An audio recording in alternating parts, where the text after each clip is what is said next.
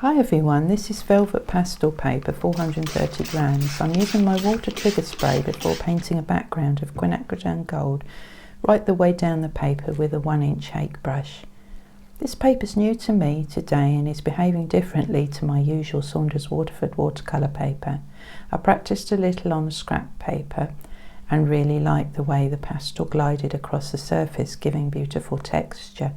A 1-minute tonal sketch showing the light, medium and dark tones really helped, and I really recommend you do that before you paint. It makes life so much easier and only takes such a short time that actually you're saving time in the long run trying to rectify things that have gone wrong in your eyes.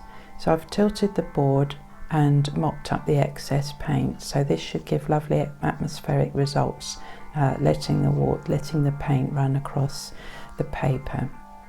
I'm thinking about the proportions of the robin. His body is about twice the size of his head or more, and so I'm just putting in a very rough guide, an outline of the robin, his wing,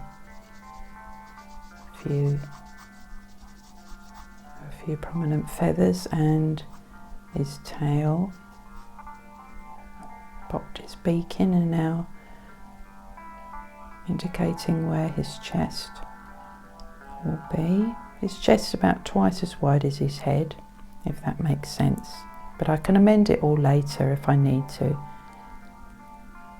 Popping in his eye, which I'll probably go over again, make it a little bit larger. Now I've got my pink pastel, pinkish red pastel, using it on its side now, and it just gives such lovely texture.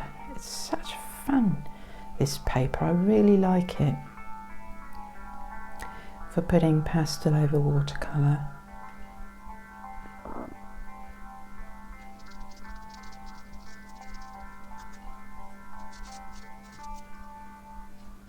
I love this golden background too, but it doesn't absorb the same as the watercolour paper, I find, so I'm going to have to think on that one. But I still think it gives really lovely atmospheric results, this paper, and I'll definitely be using it more and more.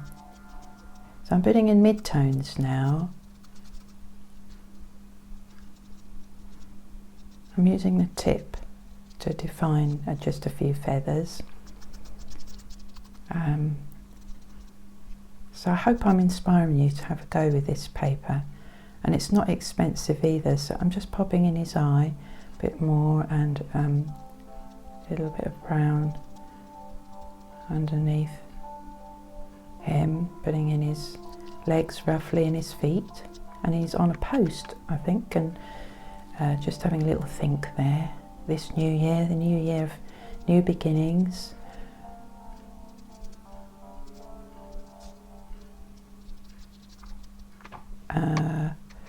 Now I think I'll put some darks in. I'm trying to blend it here, but it actually isn't very good for blending, I'm finding, like other papers,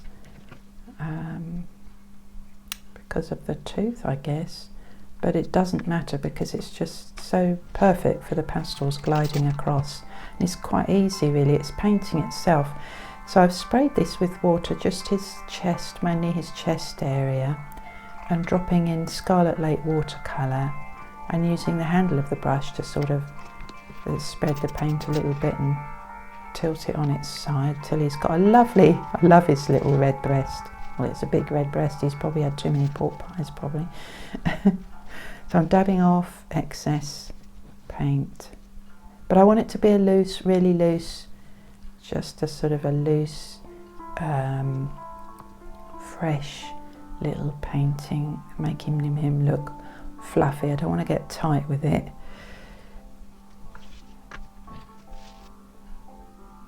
He looks quite a cheeky robin, I think. Now I've got my grater here, an Inktense grater, but you could use an ordinary grater or a spice grater, but I really like this one because it's perfect for grating Inktense blocks so onto the wet surface. It's really fun, this bit, and it'll make such a difference. It's made him look like he's got young downy feathers. So there he is. Thank you for watching.